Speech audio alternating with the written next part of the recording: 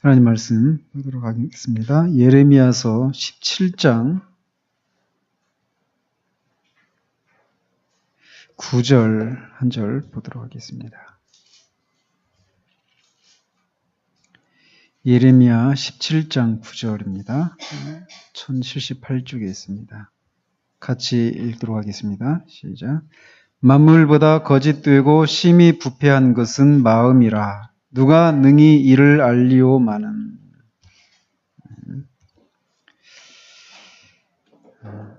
우린 지난주에 일시적인 회심 또는 일시적인 구원을 받은 사람을 대표하는 그런 변덕쟁이의 특징에 대해서 우리가 살폈습니다. 그렇게 이제 둘이 변덕쟁이와 크리스천이 같이 좁은 문을 향해서 이렇게 가다가 수렁에 빠진 것을 우리가 이제 그 장면을 보게 되었죠. 그러면서 이제 그 절망의 수렁이 이름이 절망의 수렁이었는데 그 절망의 수렁에 빠진 변덕쟁이는 수렁에서 빠져나오자마자 멸망의 도시로 뒤돌아가고 맙니다. 그러나 크리스천은 계속해서 좁은 문 방향으로 수렁에서 빠져나오려고 애쓰는 그런 장면인데 그런 과정에서 이제 도움이라고 하는 사람을 만나면서 나눴던 그런 대화들, 그래서 그 절망의 수렁이 어떤 특징을 가진 것인지 이런 것들에 대해서 오늘은 살펴보도록 하겠습니다. 이렇게 말하면서 이렇게 시작되는데 지난주에 얘기했던 게 그거죠. 변덕쟁이가 당신이 나한테 말했던 것이 겨우 이런 것이냐 라고 하면서 이렇게 처음부터 이렇게 힘들다면, 이렇게 고난이 있다라면 앞으로 가는 길 동안 겪을 고난은 얼마나 크겠는가 라고 하면서 이제 화를 버럭 내고 가는 그런 장면입니다. 그러니까 지금 크리스천이 천성을 향해서 가는 그런 과정 가운데서 만나게 되는 시험들 중에 한 가지입니다. 오늘도 첫 번째 시험이 어떤 거였죠? 가장 가까이 있는 가족, 그죠? 가족들이 막 그 좁은 물 향해서 가려고 하는 그 크리스천을 잡잖아요. 그리고 세상 친구들, 변덕쟁이와 이 고집불통이었죠. 이 두 사람이 이제 그 세상 친구들을 대변하는 사람이었고, 또 이제, 오늘은 이제 이 절망이라고 하는, 또는 고난이라고 하는 이런 것이라고 할 수 있겠습니다.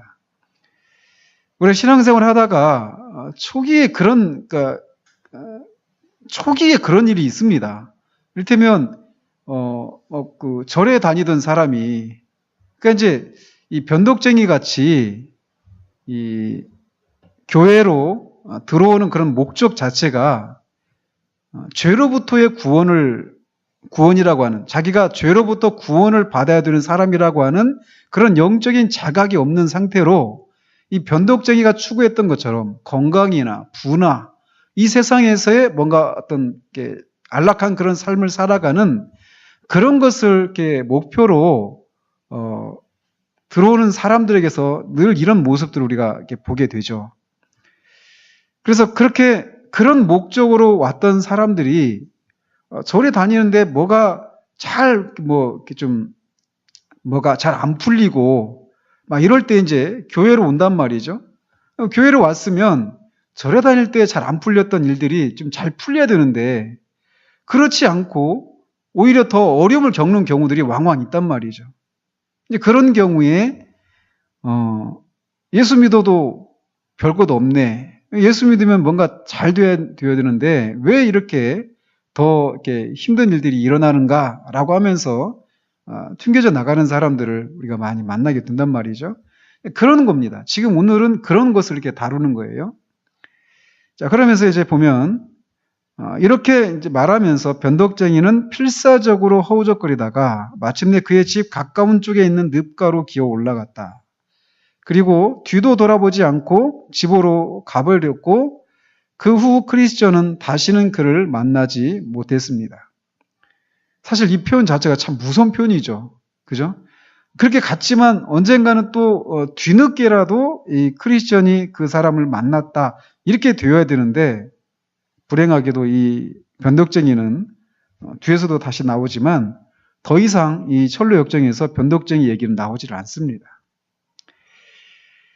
자, 그렇게 변덕쟁이는 가버렸는데 이제 수렁 속에 홀로 남은 크리스천은 그의 집 쪽에서는 멀고 좁은 문 쪽으로는 가까운 늪의 가장자리로 기어오르려고 필사적인 노력을 기울였습니다.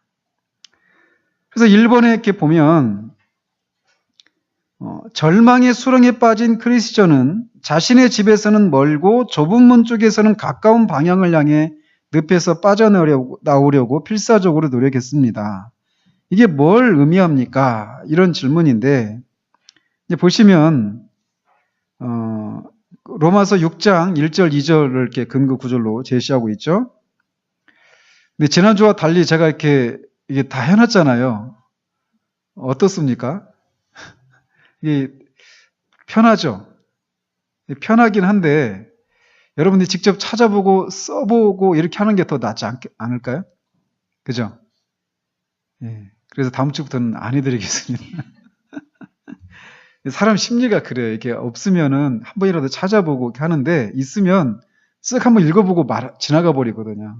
그래서 좀 자기가 직접 찾아보고 쓸 때처럼 그렇게 큰 유익을 얻지 못하는 경우들이 있어서 한번 이렇게 해봤는데, 예, 다음 주부터 생략하도록 합니다.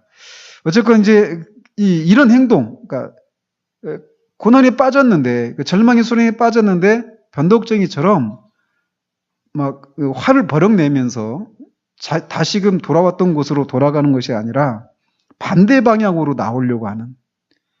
그러니까 이렇게 지금 좁은 문 쪽으로 자기 멸망의 도시 쪽으로 자기 집이 있었던 그쪽으로 나오지 않고 좁은 문 쪽으로 의도적으로 그쪽으로 막 향해서 나오려고 하는 이런 것도 이제 의미가 있단 말이죠. 근데 이게 뭘 의미하느냐라는 거예요. 로마서 6장 1절에 보면 그런즉 우리가 무슨 말을 하리요? 은혜를 더하게 하려고 죄에 거하겠느냐? 그럴 수 없느니라. 죄에 대하여 죽은 우리가 어찌 그 가운데 더 살리요? 이렇게 그런 구절입니다. 이게 좀 이렇게 해나가면서 조금씩 이 저자 김홍만 박사님이라고 하는 분이신데 조금은 좀 이렇게 좀 무리가 있는 그런 성경 구절을 좀 붙여놓는 건 아닌가 이런 생각을 조심스럽게 좀 하면서 지금 제가 진행을 하고 있습니다. 이제 뭐냐면 여기서 지금 크리스천이 그렇게 의도적으로 좁은 문 쪽에서 가까운 방향을 향해서 이렇게 늪에서 빠져나오려고 하는 그런 노력은 그가 다시 옛날로 돌아갈 수가 없다라고 하는 것을 이렇게 드러내고 있는 것입니다. 즉 과거의 죄된 삶으로 돌아갈 생각이 추호도 없다라고 하는 것을 말해주는 거예요. 새 생명을 향해서 지금 그는 나아가고 있는 것입니다. 그러니까 이런 모습을 통해서 고난을 받을 때 또는 어떤 시험을 받을 때 그가 이렇게 좁은 문을 향해서 생명을 얻는 길을 향해서 가는 그런 모습을 통해서 그 사람 안에 은혜가 있다라고 하는 것이 입증이 되는 겁니다. 그러니까 이게 우리가 평상시에는요, 우리 안에 뭐가 있는지 잘 모릅니다. 그죠?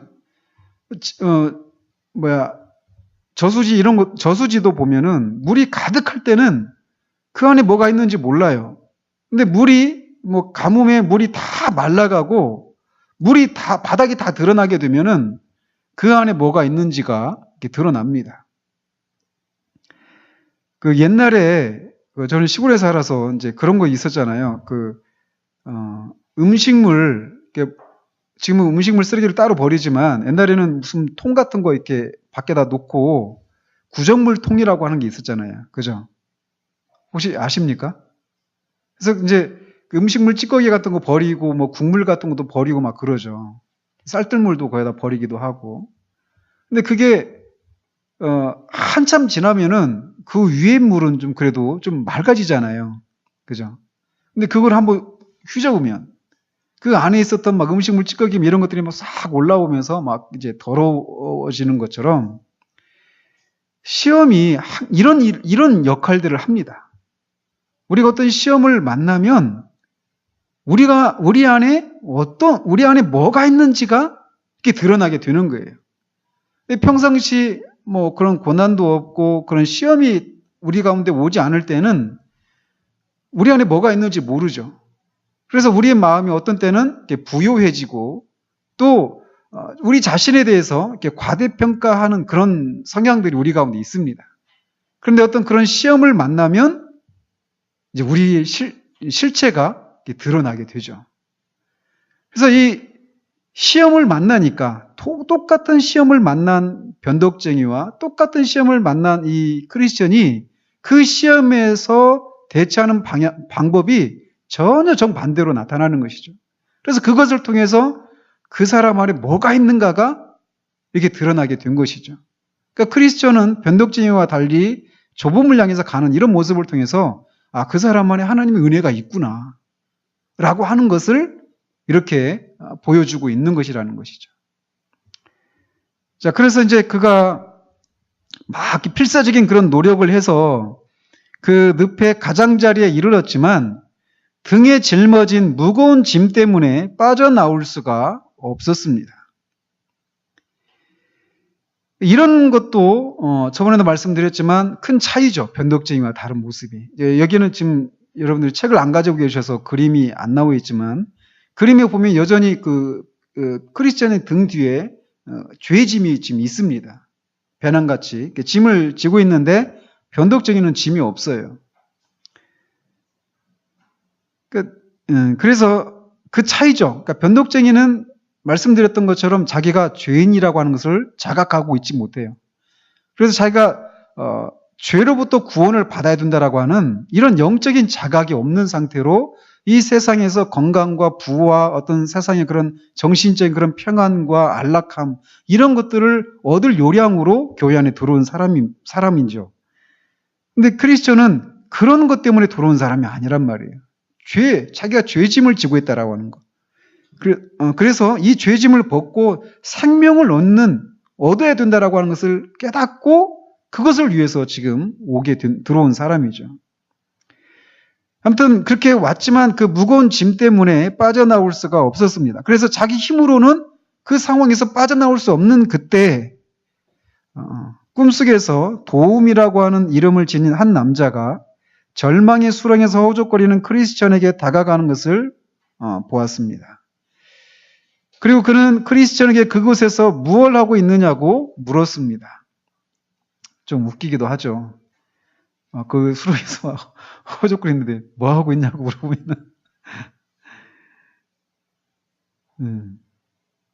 그래서 여기서 보면은 이번에 질문이 있죠. 도움이라고 하는 자가 나타나서 도와주지는 않고 질문하고 있습니다. 왜 그렇게 했습니까? 이렇게 질문을 하고 있어요. 그래서 이제 관련 구절 보면 에스라서 10장 17절 이렇게 제시하고 있는데 여기서 뭘 말하려고 하는 것 같습니까? 그 구절에서. 첫째 달 초하루에 이르러 이방 여인을 아내로 맞이한 자의 일 조사하기를 마치니라. 이 구절하고 이 상황, 이 질문하고 어떻게 연결이 될까요? 이 에스라서 이 10장이 어떤 장면이냐면 에스더서에서도 잠깐 말씀을 드렸지만 이스라엘 백성들이 바벨론의 포로로 잡혀간 지 70년 만에 다시 이제 그 고레스 왕의 명령에 따라서 다시 고토로 돌아왔잖아요. 예루살렘으로 성전을 지켜서 이렇게 왔는데 그리고 나서 한 80년 뒤에 에스라가 2차로 이게 들어온 겁니다. 그리고 이제 느헤미야에서 3차로 이렇게 들어오는데 에스라가 들어와서 이제 얼마 안 됐는데 그런 얘기를 들은 거예요. 그러니까 그렇게 에스라가 들어오기 전에 80년 전에 들어와서 살고 있었던 사람들이죠. 그 사람들이 예루살렘으로 돌아와가지고 성전도 짓고 하면서 이렇게 살다가 주변에 있는 이방 여인들하고 결혼을 한 겁니다. 그래서 그 이방 여인과 결혼해서 아이도 낳고 이런 사람, 이러고 있다라는 것을 그가 이제 들은 거예요. 그러니까 이제 그가 하나님 앞에서 옷을 찢고 막 통에 자복하는 겁니다. 이스라엘 백성들이 하나님의 계명을 어겨서 그렇게 바벨론 포로로 잡혀갔던 사람들인데 하나님의 긍휼로 다시 이렇게 돌아올 수 있게 하셨는데 이들이 아직도 정신을 못 차리고 또 옛날에 그 조상들이 범했던 죄를 범하고 있는 겁니다. 이방인들의 그런 이방 여인과 그렇게 결혼을 한 그것도 그 지도자들이 솔선수범해서 말이죠. 악을 행하고 있는 그런 현실을 그런 실상을 이렇게 듣고 그가 하나님 앞에 회개하는 그런 장면입니다. 그러니까 이제 그런 모습을 보면서 자신들의 그런 죄를 자각한 사람들이 이제 우리가 이 이방 여인들을 이제 쫓아내겠다, 헤어지겠다 이렇게 하면서 그 에스라를 도우려고 하는데 그 일을 하기 전에 이제 이방 여인을 아내로 맞이한 자의 일을 조사하기를 마쳤다 이렇게 하잖아요. 그러니까 어떤 사람들, 얼마나 많은 사람들이 이방 여인들과 이렇게 결혼을 하고 있는지를 조사한 후에 그런 조치를 취했단 말이죠. 지금 여기서 왜 이 구절을 왜 여기다 놓았느냐면 그렇게 어떤 처방을 내리기 전에 그 진상이 어떠한가를 이렇게 진단하는 거, 조사하는 거, 이런 거를 먼저 이 도움이라고 하는 사람이 하고 있다라고 하는 것을 이렇게 말해주기 위해서 이 구절을 이렇게 끌어온 거죠. 조사하기를 마치니라. 이거를 지금 이 한 가지를 가지고 얘기하시려고. 조금, 이런 면은 조금 무리가 있죠. 어쨌건. 아무튼 즉각적으로 이렇게 어떤 도움을 주기 전에 크리스천의 그런 영적인 상태가 어떠한지를 먼저 살피고 있다라는 거예요.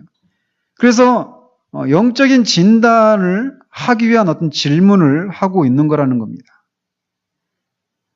그래서 그런 질문을 받고 뭐 짧게 나와 있지만 크리스천이 자기가 어떻게 하다가 여기에 빠지게 되었는가, 자기가 그렇게 빠지게 된 그 죄가 무엇인가, 이런 것들을 깨달을 수 있게 되었다는 것이죠. 즉, 한 사람의 그런 영적인 상황들을 이렇게 진단하는 어떤 처방을 내리기 전에 진단하는 일을 이 도움이라고 하는 사람이 하고 있다는 거예요. 여기서 나오는 도움이라고 하는 사람이 이를테면 교회 안에 있는 먼저 지체된 사람들입니다. 먼저 구원받은 그런 사람들일 수 있어요. 뭐 집사님이나 권사님, 뭐 장로님 이런 사람들이죠. 그러니까 이런 것을 이렇게 보면서 우리가 어떤 소망들을 가져야 되느냐면 내가 교회 안에 들어와 가지고 말씀을 듣고 내가 은혜를 누리고 하는 이런 것도 우리가 늘 소망하며 살아가야 되지만 한 사람이 성장을 한다라고 하는 것은 자기 자신에 대해서만 책임을 지는 것이 아니라 어떤 자기를 다른 사람을 도울 수 있는 이런 사람이 될 때 우리가 이렇게 성장했다라고 말할 수 있잖아요. 그죠? 그러니까 결혼도 마찬가지죠.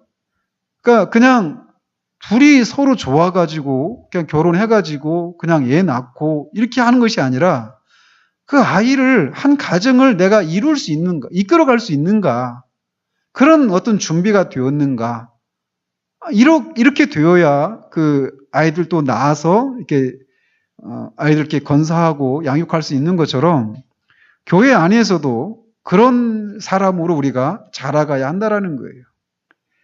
그래서 그러려면 하나님 앞에서 우리 자신이 근실하게 그런 말씀을 통해서 영적인 그런 그 천성을 향해서 가는 길에 만나게 되는 많은 그런 위험과 그런 많은 시험들, 이런 것들을 성령의 도우심을 통해서 그런 것들을 헤쳐나가고 거기에서 하나님을 알고 또 인간을 아는 그런 지식에서 우리가 자꾸 자라가야만 그 누군가를 도울 수 있는 사람이 된다라는 것이죠. 그래서 이제 우리가 이런 곁가지지만 이 도움이라고 하는 사람을 통해서도 우리가 나도 그냥 교회 안에서 그냥 혼자 내 신앙 하나 이렇게 건사해 나가면서 살아가는 사람이 아니라 누군가를 이렇게 세워주는, 그리고 그런 어떤 위기에 빠져 있는, 시험에 빠져 있는 사람들을 이렇게 바르게 영적인 진단을 바르게 해서 그의 필요한 그런 말씀과 조언들을 해줄 수 있는 그런 사람으로 자라가야 되겠다라고 하는 그런 소망을 우리도 이제 가져야 된다라는 것이죠. 그냥 막 그런 시험에 빠졌을 때 열심히 기도해. 막 열심히 막 덮어놓고 열심을 내는 어떤 그런 식으로 우리가 이렇게 할 것이 아니라 그 사람의 영적인 상황들을 잘 진단할 수 있는 그런 어떤 영적인 그런 분별력들도 우리가 갖춰야 되겠고 그 상황에 맞는 그런 말들을 그런 조언들을 해줄 수 있는 이런 것이 우리 가운데 요구된다라는 것이죠. 저는 뭐 개인적인 얘기지만 이렇게 사람들하고 교제할 때도 또 신방 가서 이렇게 신방할 때도 마찬가지로 하나님 앞에 끊임없이 이렇게 말을 들으면서 기도합니다. 그러니까 그 상황에 맞는 그러니까 듣고 있지만 속으로는 기도하고 있는 거예요.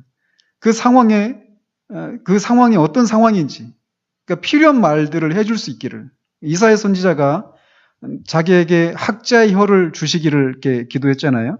그 학자의 혀를 그 상황에 맞는 그런 말씀들, 그런 조언들을 해줄 수 있기를 위해서 우리가 이제 그 순간순간에도 그렇게 기도하면서 이렇게 말을 듣기도 하고 그런 교제를 나누기도 하는데 어쨌든 우리가 그렇게 자라가야 됩니다. 그래서 우리 교회에서 10년, 뭐 20년 이렇게 막 가면서 사람들이 어떤 위기에 빠졌을 때, 그분한테 가면은 내가 도움을 받을 수 있다라고 하는 그런 신뢰를 줄 수 있는 그런 사람들이 우리가 되어야 한다라는 것이죠. 또 더 나가면, 그래서 그런 사람들이 교회 안에서 직분자로 세워져야 되는 거예요. 뭐 중직자들이 집사나 뭐 장로나 권사 이런 분들이 그런 사람들이 되어야 된다는 것이. 그래서 그냥 교회 일을 그냥 해나가는 이런 사람들이 아니라 영혼들의 그런 상태들을 진단하고 그 영혼들을 도와줄 수 있는 이런 사람들이 우리가 되어야 한다는 것이죠. 그래서 이제 그가 그렇게 이제 거기서 뭐 하고 있느냐고 이렇게 물었죠. 그런 이유 때문에 그랬습니다. 그러다 크리스천이 선생님, 전도자라 가는 사람으로부터 이 길로 가라는 지시를 받았습니다. 그는 또한 장차 다가올 진노를 피하기 위해서는 이 길로 나아가 저쪽에 있는 문으로 가야 한다고 가르쳐 주었습니다. 그래서 그곳을 향해 가던 도중 그만 이 수렁에 빠져버리고 말았습니다. 그러니까 근데 왜 당신은 앞을 잘 살펴보지도 않았어? 라고 이렇게 책망 섞인 질문을 하니까 크리스천이 말을 하죠. 두려움이 제게 엄습해서 다른 길로 도망하려다 그만 이곳에 빠진 것입니다. 이렇게 말을 합니다.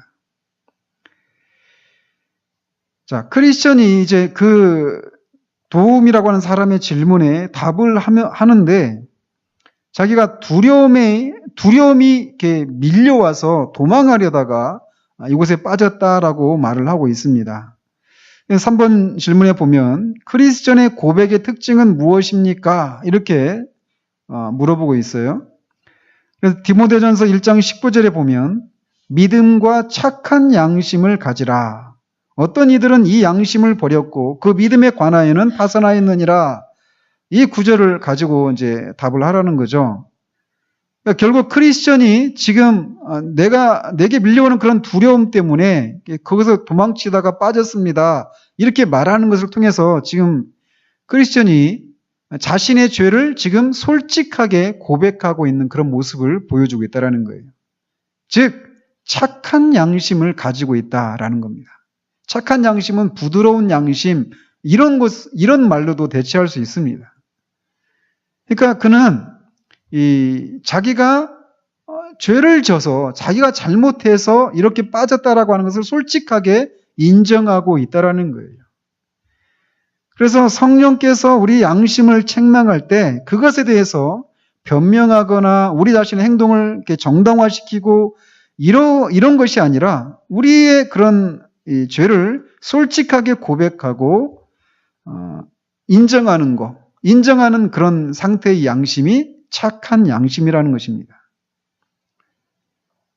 그래서 지금 크리스천이 그렇게 자기의 과오를 이렇게 인정하고 있는 그 두려움이 몰려와서 도망치려다가 이렇게 빠졌다라고 하는, 그러니까 자기의 잘못이라는 것이죠. 그것을 이렇게 솔직하게 인정하고 있는 이런 모습이 우리 가운데 요구되온다라는 것이죠. 그런 착한 양심을 우리가 가져야 된다라는 거예요. 그럼 크리스천이 어떤 두려움이 몰려왔을까요? 어떤 종류의 두려움이? 아마 여기는 이렇게 설명되어 있지 않지만 이런 두려움들이 아니었을까요? 내가 이 가는 길이 맞는가? 이런 두려움들이 없었습니까, 혹시? 저는 개인적으로 그런 두려움이 막 제 가운데 있었습니다. 왜냐하면 제 주변에서 제 안에서 일어나고 있는 변화를 설명해 주는 사람이 없었어요. 근데 그런 게 있었단 말이죠. 그러니까 말씀을 들으면서 어떤 은혜가 있고 그래요. 그러니까 크리스천도 변덕제와 그런 대화 속에서 그 천성에서 누리게 될 그 복에 대해서 막 얘기를 했잖아요. 하늘에 속한 것들에 대한 그 영광스러움에 대해서. 그런 것들을 막 얘기할 때는 그 안에서 그런 막 뜨거움도 있고 막 그런 기쁨도 있고 그것을 막 그런 것에 대한 그런 사모함들이 그 가운데 있었단 말이죠. 근데 그런 것과 함께 주변에 그런 것을 누리고 있는 사람들이 자기 주변에 없을 때, 또 그런 것들에 대해서 들어보지 못했을 때, 내가 지금 겪고 있는 것이, 내가 지금 누리고 있는 것이 제대로 된 것인가? 옳은 것인가? 라고 하는 그런 의심이 밀려올 수 있습니다. 그런 두려움들이 밀려올 수 있단 말이에요. 내가 겪고 있는 그런 것들에 대해서 누군가가 선명하게 설명해 주는 사람들을 못 만난다면 우리가 그런 두려움에 빠질 수도 있어요. 내가 잘못된 길을 가고 있는 것은 아닌가라고 하는 그런 두려움 말이죠. 또는 상실에 대한 두려움, 제가 그런 표현을 쓴다고 그랬잖아요. 문득 그런 두려움이 밀려올 수도 있습니다. 내가 이 길로 들어서면, 이 좁은 문으로 들어서면, 그래서 좁은 길을 행하게 되면 이제 완전히 세상과는 단절이다. 그래서 내가 이전에 누렸던 어떤 그런 안락함들, 세상이 주는 그런 안락함과 그런 포근함들, 또는 명목상의 그리스도인으로서, 또는 거짓된 평안을 누리고 있는 그런 상태 가운데서 그냥 이렇게 있을 때 자기가 누리고 있다고 하는 그런 작은 평안들, 작은 행복들, 이런 것들을 내가 잃어버릴지도 모른다라고 하는 그런 두려움이 아마 크리스천에게도 밀려왔을 거라고 생각을 해봅니다. 이런 두려움들이 있습니다. 신앙생활 이렇게 해나가는 초기 과정에도 마찬가지고, 우리가 그런 그리스도인이 되어서 더 지금까지 우리가 살아왔던 그런 신앙의 패턴이 아니라, 내가 지금까지 이것이 전부인 줄 알았는데 이게 전부가 아니었구나 라고 하는 어떤 각성을 하는 때가 있습니다. 또 신앙의 여정 가운데서. 그런 때 또 지금까지 내가 해왔던 그런 신앙의 형태가 아닌 더 깊고 더 많은 결단과 더 많은 그런 투쟁과 그런 대가를 치러야 되는 그런 신앙이 참된 신앙이구나라고 하는 것을 우리가 자각하고, 지금까지 우리가 해왔던 것들을 이제 멀리하고 그 진짜라고 생각되어지는 그런 것을 행하려고 나가려고 할 때도 우리 안에 그런 머뭇거림과 어떤 두려움들이 우리 가운데 밀려올 수 있단 말이에요. 아마 그런 것들이 크리스천의 마음을 사로잡고 있지 않았을까, 그런 생각을 해봅니다.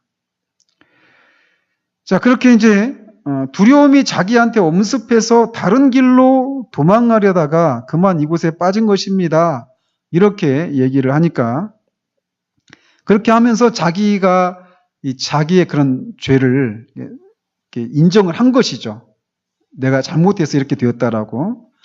그러니까 이제 도움이, 자, 그렇다면 손을 이리 주시오라고 하면서 이제 그 손을 잡아서 밖으로 끌어내리죠. 끌어올리죠. 자, 4번에 보면 도움이 크리스천에게 도움을 제공한 시점은 언제입니까? 라고 얘기를 합니다.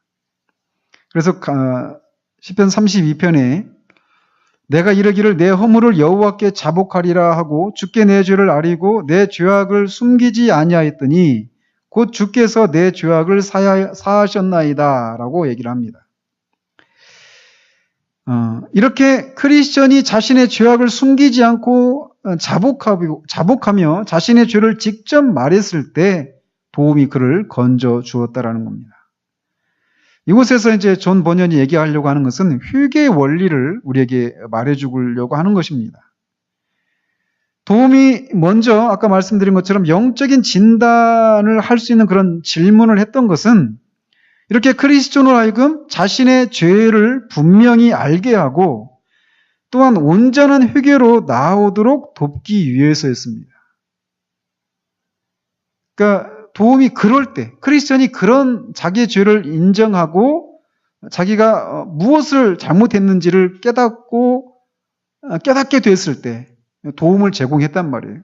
그렇게 됐을 때 온전한 회개를 할 수 있기 때문에 그렇다라는 것이죠. 자, 그렇게 해서 이제 도움은 크리스천을 마른 땅으로 끌어올렸습니다. 그리고 크리스천에게 계속 길을 가라고 말을 했습니다. 이제 그러면서 이제 이 얘기는 이제 존 번연과 도움이라고 하는 사람과 나눈 대화들이죠. 그때 나는 크리스천을 끌어낸 도움에게 다가가 말을 건네었습니다. 선생님, 이 길은 멸망의 도시로부터 떠나 저쪽 좁은 문으로 가는 길이라고 들었는데 어째서 도중에 있는 이 수렁을 고치지 않았습니까? 그렇게 했더라면 미숙한 여행자들이 좀 더 안전하게 저쪽 문을 향해 갈 수 있었을 텐데 말이죠 라고 묻습니다. 그러니까 도움이 이렇게 말을 합니다. 이 깊은 수렁은 고칠 수가 없는 곳입니다. 죄가 있다고 판결받은 자들로부터 나오는 온갖 더러운 찌꺼기와 허물들이 끊임없이 이곳으로 흘러들어와 마침내 절망의 늪이라고 불리게 되었답니다. 또한 죄인들이 타락하여 잃어버린 자신의 영혼의 상태에 대해 깨닫게 되었을 때 그의 영혼 속에 일어났던 온갖 두려움과 의심과 절망들이 모두 이곳으로 흘러와 고여있기 때문에 이것은 늘 좋지 못한 수렁으로 남아있는 것입니다. 지금 뭐에 대해서 지금 설명을 하고 있는 겁니까? 이 절망의 수렁이라고 하는 것이.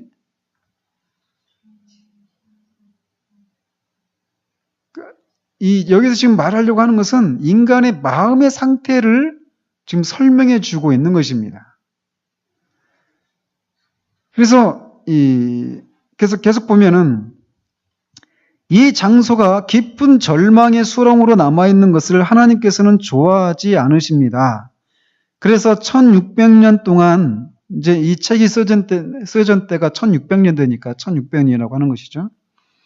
그래서 1600년 동안 하나님께서 보내신 천국 측량 기사들의 지시에 따라서 많은 일꾼들을 보내서 이 수렁을 메워보려고 온갖 노력을 해봤지만 별 소용이 없었습니다.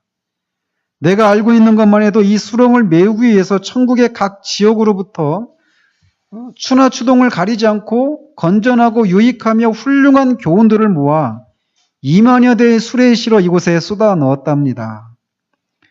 지혜로운 사람들은 누구나 이 수렁을 메우기 위해서 세상에서 가장 좋은 재료라고 말하는 것들만 쏟아 넣었는데도 여전히 이곳은 절망의 늪으로 남아있는 것입니다.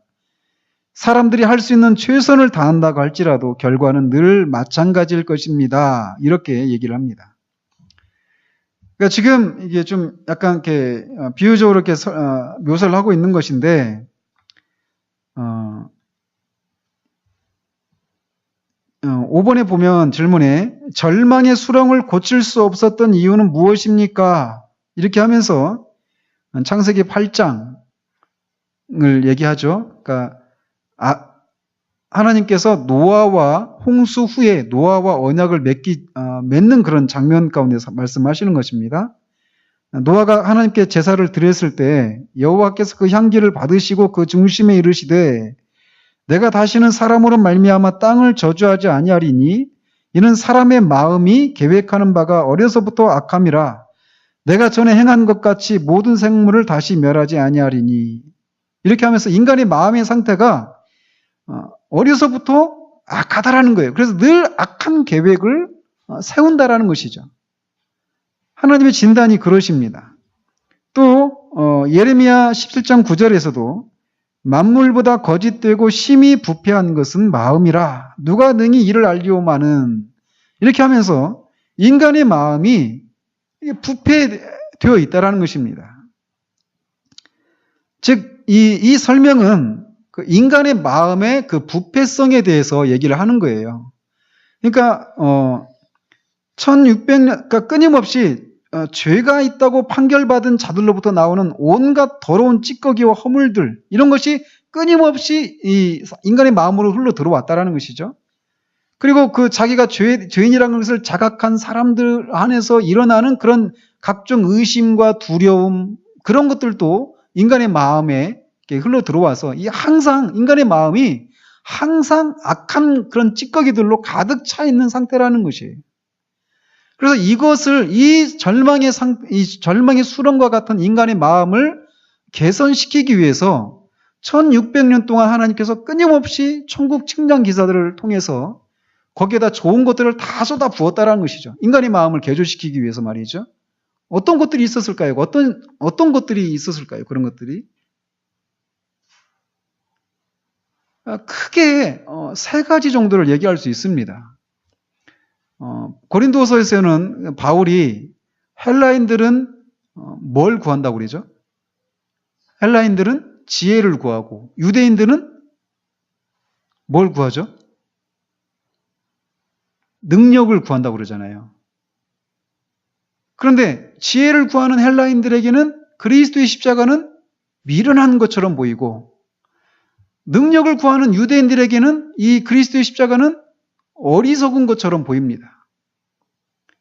근데 그리스도를 믿어서 구원받은 우리 모두에게는 이 그리스도의 십자가는 하나님의 지혜요 능력이다, 이렇게 얘기하잖아요. 그런 것처럼 헬라인들을 통해서 헬라 사람들은 지혜를 구했던 그런 사람들을 대변합니다. 그러니까 그런 인간의 지혜와 그런 철학과 이성, 이런 것을 통해서 인간의 도덕적인 그런 성품을 개선시키려고 하는 그런 노력들을 하나님이 하도록 내버려 두셨던 것이죠. 결국은 어떻게 됐다라는 것입니까? 그것으로도 인간의 그 도덕적인 그런 타락의 상태는, 그 부패한 마음의 상태는 개선되지가 않는다라는 거예요. 그러니까 사람들이 그 부패한 마음의 상태를 개선하기 위해서 교육의 그 첫 출발도 그렇잖아요. 교육을 하는 이 세상의 교육의 그 첫 번째 그 전제는 뭐냐면, 교육을 통해서 환경을 바꿔주고 그 사람의 이성을 계몽을 시켜주고 깨닫게 하면 그가 도덕적인 그런 개선을 할 것이다 라고 하는 그런 생각을 하는 것이죠. 교육의 그 전제가. 그죠? 그러나 근본적인 그 사람의 성향, 이 마음을 그런 것으로는 바꿀 수 없다라는 거예요. 또 이렇게 그 헬라의 철학이라고 하는 것을 그 절망의 그 수렁을 메우기 위해서 쏟아 부었다, 이렇게 말할 수도 있겠고, 또 어떤 것이 있느냐면 히브리인들, 유대인들에게 주어진 율법입니다. 그죠? 그러니까 율법을 통해서 그 종교적인 그런 열심, 율법을 대표하는 그런 인간의 그런 많은 종교 있잖아요. 그런 어떤 종교적인 그런 열심으로도 인간의 부패한 마음이 결코 바꿀 수가 없다라는 겁니다. 또 한 가지가 있다라면 로마의 법입니다. 그러니까 예수 그리스도가 오시기 전에 갈라디아서 4장 3절에 때가 참에라고 이렇게 하면서 시작이 되잖아요. 때가 참에 하나님의 아들을 여자의 율법 아래 나게 하셔서 여자의 후손으로 오게 하셨다라고 이렇게 말씀하시잖아요. 근데 그때 그 때가 참에라고 말할 때 그 때가 그런 거라는 겁니다. 어떤 때?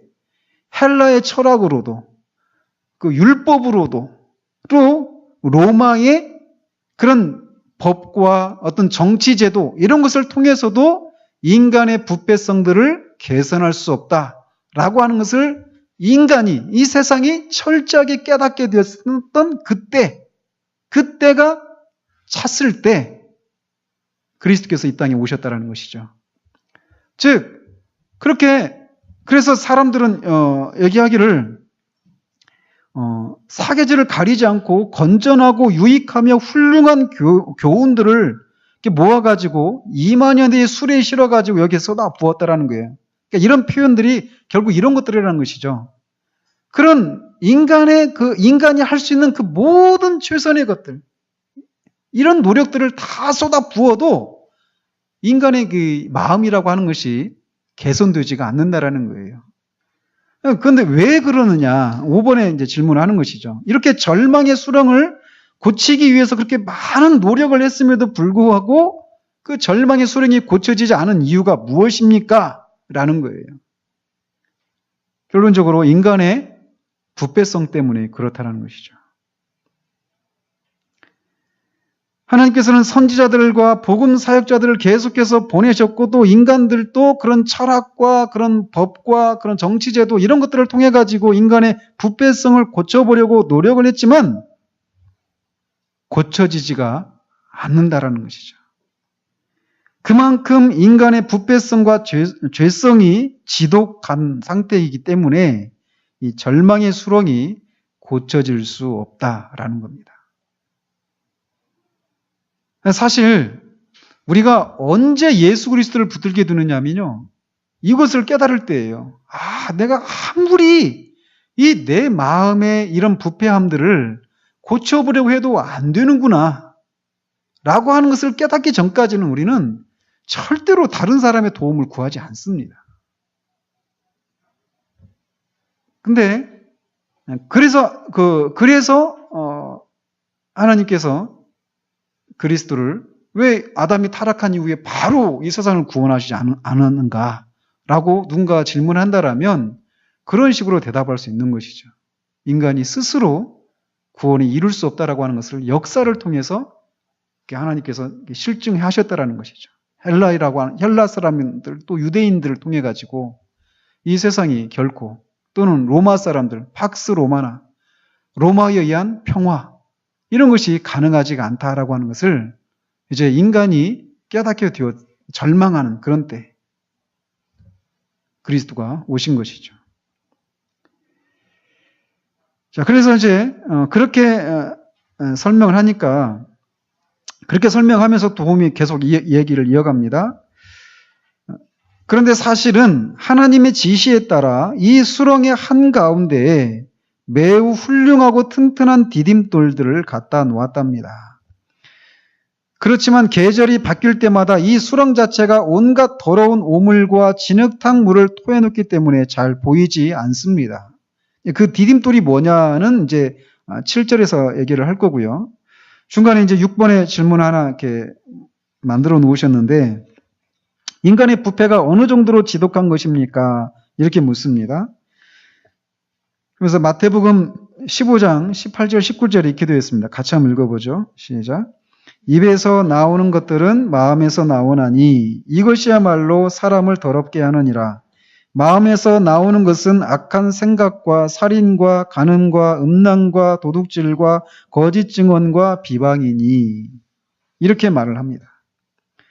인간의 마음에서 나오는 것이 늘 어떤 악한 생각과 살인과 간음과 음란과 도둑질과 거짓 증언과 비방, 이런 것들이 인간의 마음에서 나온다는 것입니다. 저는 이런 것을 생각할 때 좀 이렇게 우스운 장면이지만, 여러분들 그 손오공 그 영화 아십니까? 만화 영화? 그 손오공 보면은 그 새 주인공이 나오죠. 손오공, 사오정, 저팔계, 그죠? 근데 사오정 이렇게 보면은 사오정이 이렇게 입을 열 때마다 뭐가 입에서 막 나오죠. 나비가 나오죠. 사오정이 무슨 말을 하려고 하면 입에서 막 계속 나비가 나옵니다. 한번 애들 만화도 좀 보세요. 제 학교 다닐 때 봤거든요. 근데 사오정이 무슨 말을 하려고 하면 무슨 말을 하더라도 막 나비가 막 나오는 거예요. 근데 그거를 이렇게 부정적인 시각으로 우리가 이렇게 확대해 보면 인간의 마음에서 나오는 것이 그런 거라는 거죠. 사오정이 아빠 이런 말을 하고 싶은데 말을 하면 입만 열면 나비가 나오는 거예요. 우리 마음이 그렇게 부패되어 있어서 우리 안에서 어떤 선한 말과 선한 생각과 어떤 선한 행동을 하려고 하는데도 우리 마음에서 계속 그런 것이 나올 수밖에 없다라는 것이죠. 레위기에 보면은 유출병 그 환자를 고치는 그런 규례가 나옵니다. 그러니까 그래서 몸에서 어떤 그런 그 출혈 같은 게 이렇게 있는 거예요. 그래서 유출병 환자가 만진 그릇도 부정하고 그가 입었던 옷도 앉았던 자리도 다 부정합니다. 근데 아무리 자기가 이렇게 그 앉아가지고 앉았던 자리에 흔적을 남기지 않으려고 해도 유출병이라고 하는 병 자체가 그렇게 몸에서 어떤 그 부정한 것들이 유출이 되는 그런 병이기 때문에 그 흔적을 남기지 않을 수가 없는 거예요. 그런 것처럼 우리 마음에서 나오는 이 우리 마음이 그렇게 그 칼빈이 말한 것처럼 그 죄악을 만들어내는 공장과 같은 그런 상태가 우리 마음의 상태라는 거예요. 인간의 마음의 상태가. 그래서 끊임없이 그런 어떤 이 오물, 온갖 더러운 오물과 진흙탕물을 토해 놓는다. 이렇게 존 번연은 표현하고 있는데 그런 상태가 우리 마음의 상태다라는 것입니다. 그러니까 인간 안에 선한 것이 없다라는 거예요. 우리 안에 선한 것이 없습니다. 자, 그러면서 이제 그 디딤돌을 이렇게 갖다 놨지만 그 계속 이렇게 쏟아져 나오기 때문에 그런 것이 잘 안 보인다라는 거예요. 근데 혹 그것들이 보였다고 할지라도 사람들은 머리가 어지럽고 혼동이 되어서 발을 헛디디고 말아 결국 수렁에 빠지게 되지요. 그러나 일단 좁은 문 쪽으로 올라서기만 하면 그곳의 땅은 단단하답니다. 이렇게 얘기를 합니다. 그러면서 이제 7번에 절망의 수렁은 시험이지만 하나님께서는 성도들이 수렁에서 빠져나올 수 있도록 두 가지 조치를 취해 놓으셨습니다. 그것은 무엇과 무엇입니까? 이렇게 질문하고 있습니다.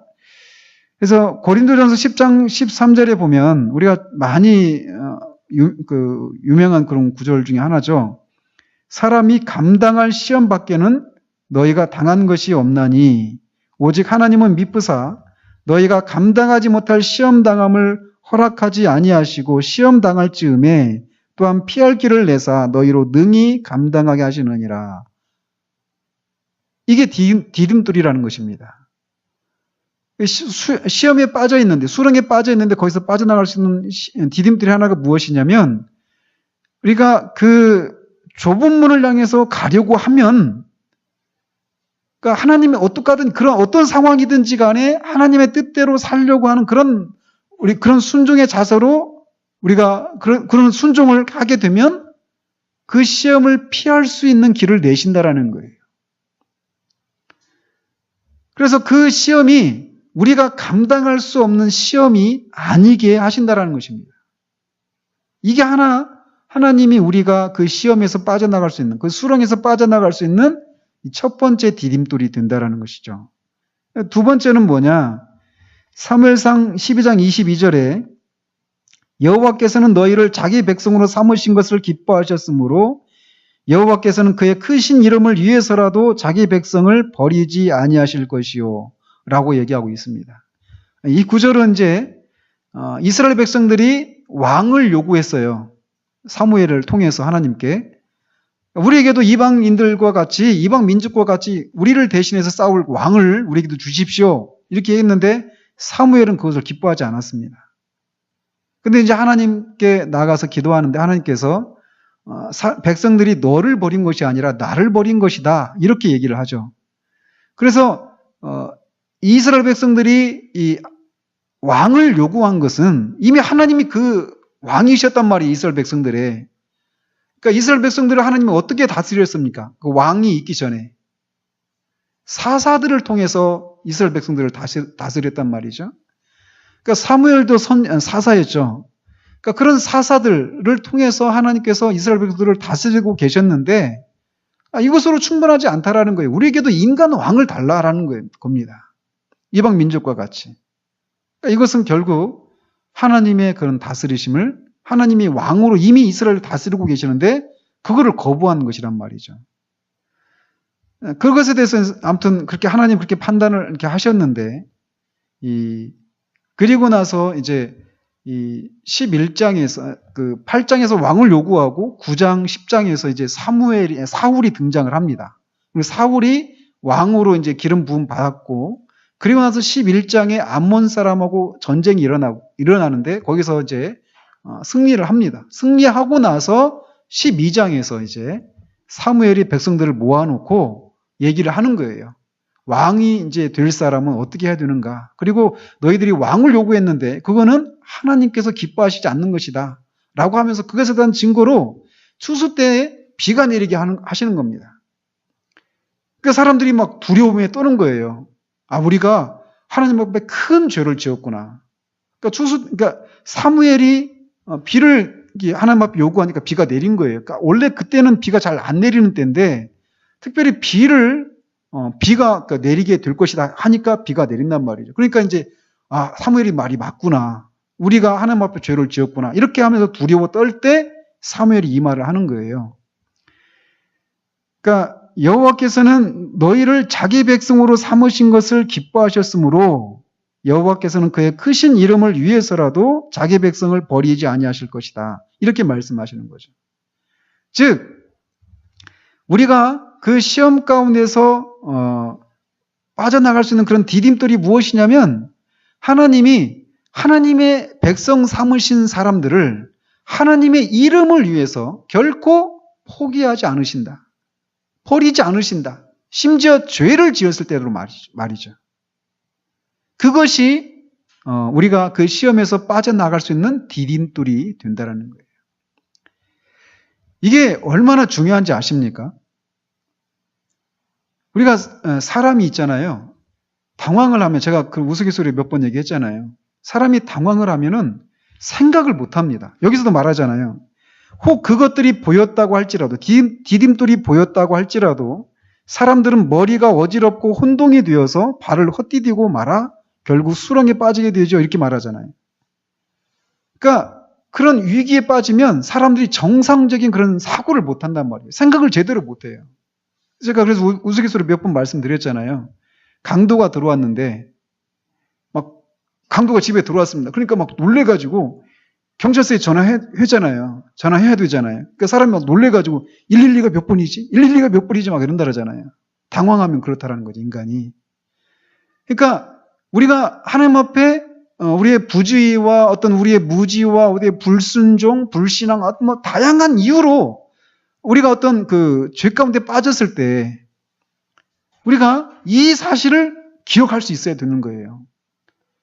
그렇게 빠졌을 때 이스라엘 백성들이 우리가 하나님께 왕을 요구한 것이 하나님 앞에 큰 죄구나.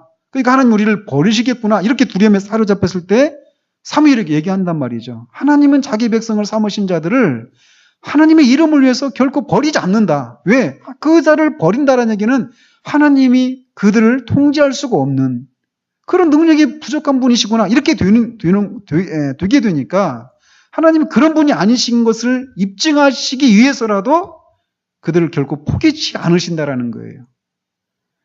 이 사실이 우리에게 얼마나 큰 위로를 주는지 모릅니다. 우리는 수시로 그러니까 여러 가지 이유로 우리가 시험에 빠지고 어떤 그런 이렇게 낙심되고 절망하게 되는 그런 때가 있어요. 근데 특히 우리가 죄를 지어가지고 그렇게 되었을 때 우리 안에서 쑥 들어온 생각이 그런 거예요. 넌 끝났다. 하나님이 이런 너를 하나님이 참으시겠느냐. 이것도 한두 번이지. 이게 벌써 몇 번째니. 이렇게 하면서 우리 양심이 또 사탄이 우리를 참사하고 송사한단 말이죠. 그럴 때 무엇을 근거로 그것들을 맞서 싸울 수 있겠습니까? 내가 지금은 넘어졌지만 내가 다음에는 결코 넘어지지 않을 거야. 두고 봐. 내가 얼마나 의지가 강한 사람인지 한번 봐봐. 이렇게 하면서 거기서 빠져나올 수 있는 것이 아닙니다. 하나님이에요. 하나님. 하나님의 속성. 하나님의 백성들을 당신의 이름을 위해서 결코 버리지 않으신다. 포기하지 않으신다. 라는 거예요. 그러니까 모세도 그거를 놓고 하나님 앞에 중보했던 거죠. 이스라엘 백성들을 위해서. 그죠?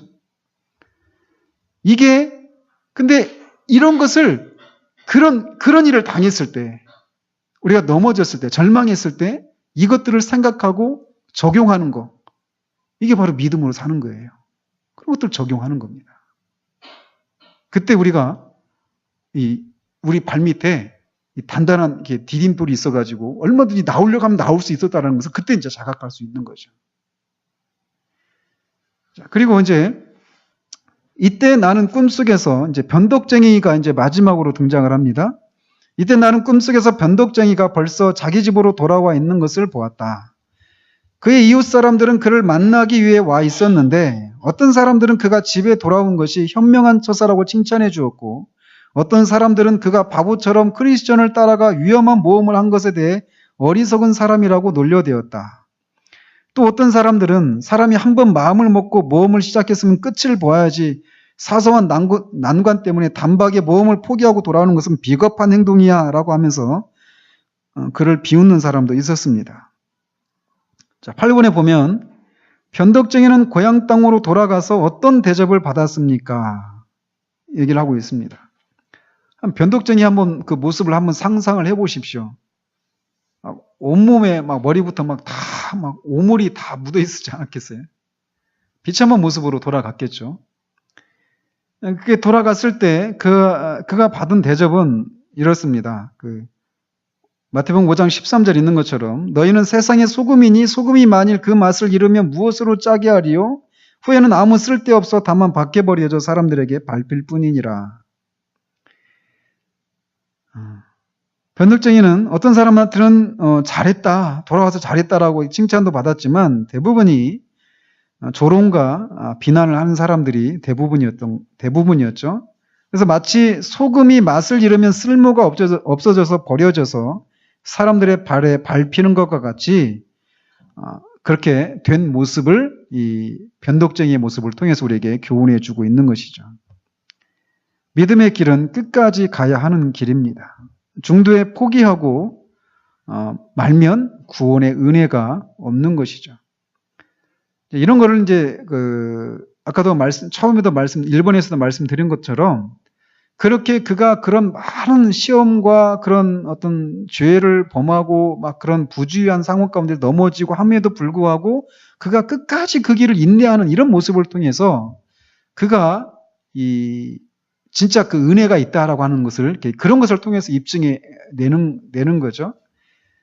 그렇게 하지 못한 것을 통해서 변덕쟁이 안에 은혜가 원래부터 없었구나라고 하는 것을 우리가 볼 수 있는 것입니다. 그래서 이제 변덕쟁이는 그런 사람들의 그런 비난과 조롱 때문에 풀이 죽은 채 그들 가운데 가만히 앉아 있다가 이제 차츰 용기를 내어서 이제 그가 크리스천을 비난하고 조롱하기 시작합니다. 그래서 그는 어떻게 변화되었습니까? 라고 하는데, 마태복음 12장 45절에 이에 가서 저보다 더 악한 귀신 7을 데리고 들어가서 거하니 그 사람의 나중 형편이 전보다 더욱 심하게 되느니라. 이 악한 세대가 또한 이렇게 되리라. 이 말씀은 예수님께서 귀신을 쫓아내니까 바리새인들이 종교 지도자들이 저가 귀신의 왕 바알세불의 힘을 빌어서 귀신을 쫓아낸다.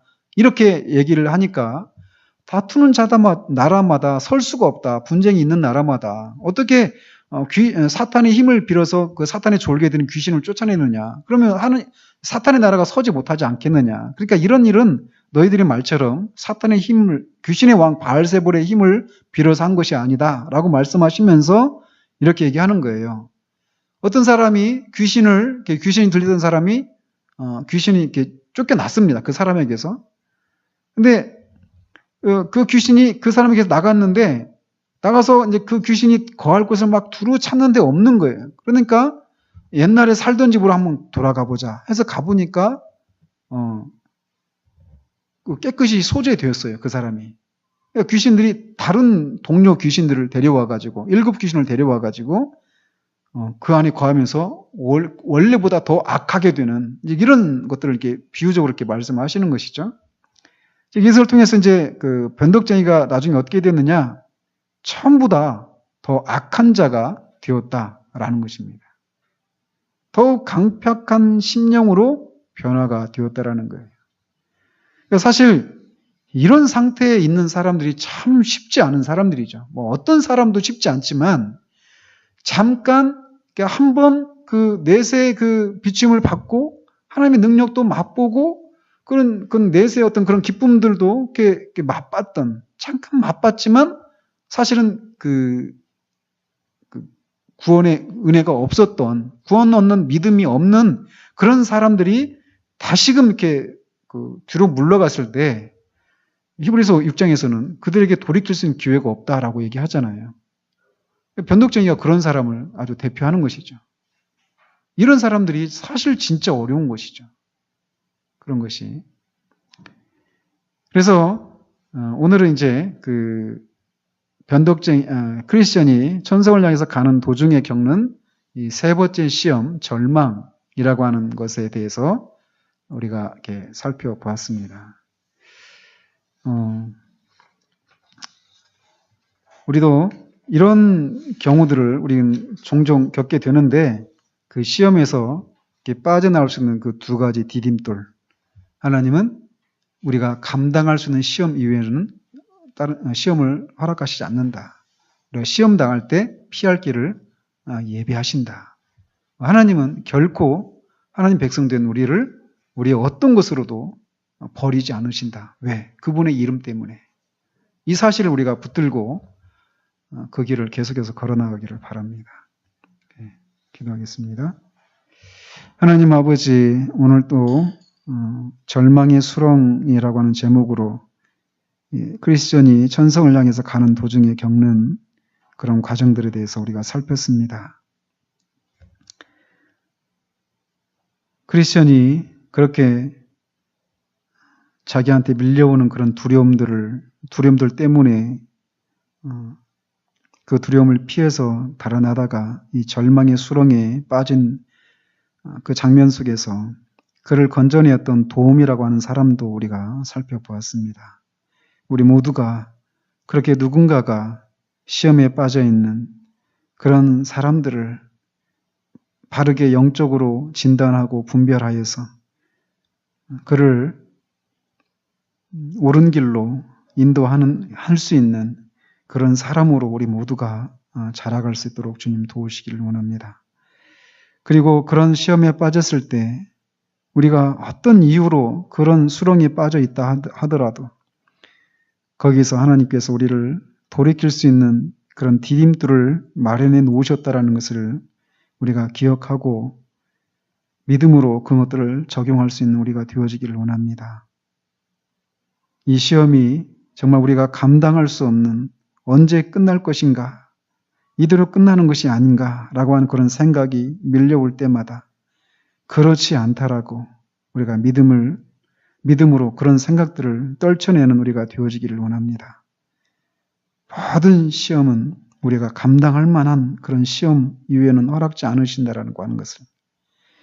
또 하나님은 그런 상황 가운데 우리가 그 시험에 빠지게 된 이유가 우리 안에서 생겨난 것이라 할지라도 그리스도로 말미암아 하나님과 맺어진 그 하나님의 백성됨의 그 은혜를 하나님께서 유지하시기 위하여서 하나님의 이름을 위해서 우리를 그 상황 가운데서 건지시는 분이시다라고 하는 것을 우리가 기억하면서 그런 상황에 있을 때 우리 양심이 또 사탄이 우리를 송사하고 잠수할 때 그런 하나님의 성품을 우리가 기억하며 믿음으로 싸워서 그 수렁 가운데서 빠져나올 수 있는, 그래서 계속해서 그 단단한 땅을 밟고 천성을 향해서 걸어나갔던 크리스천처럼 우리도 그렇게 걸어나가는 우리 될 수 있도록 주님 도우시기를 원하옵고 우리 주 예수 그리스도 이름으로 기도합니다.